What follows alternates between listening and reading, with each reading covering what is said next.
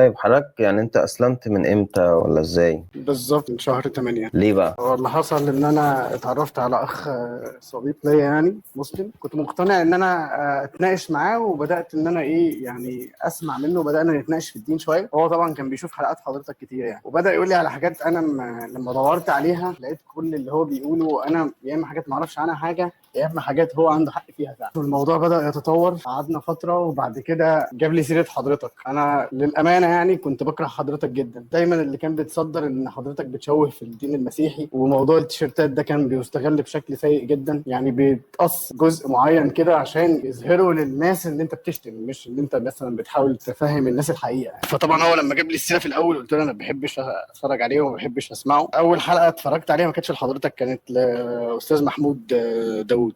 كان بيتكلم عن تحريف الكتاب المقدس. طبعا انا كنت داخل كل ثقه وانا بتفرج على الحلقه ان كل اللي هيقوله ده كلام كذب اصلا، وده اللي انا كنت مصدقه قبل كده. يعني لما قعدت اتفرج وجبت النسخ وقعدت اقارن معاه واشوف الايه دي مش موجوده هنا ومتضافه هنا ومتزاده هنا، فبدات ان انا افكر وادور اكتر. يعني اول حلقه شفتها لحضرتك لو هنفترض ان هي ساعه مثلا، قعدت اتفرج عليها في 3 ساعات، لان انا كنت برضو داخل بمنتهى التحدي ان انا اطلع لحضرتك غلطات او ان انا اتاكد ان حضرتك بتكذب اصلا. طب ايه اللي انت وصلت له؟ معظم يعني الديانه كلها قايمه على ان في ناس قالت لنا حاجات احنا مش متاكدين انها حصلت اصلا، يا اما هم لما تيجي كمان تتكلم معاهم هو بيقول لك ده اللي احنا استلمناه. طبعا كانت اول صدمه بالنسبه لي ان انا افتح الترجمات الاقيها مختلفه، خاصه النص بتاع ان الذين يشهدون في السماء هم ثلاثه، ما تيجي تبص في الترجمات تلاقيه مختلف تماما، وهم اصلا بانيين العقيده على النصوص دي، والنصوص دي اساسا مش حقيقيه يعني، او محرفه او متغيره.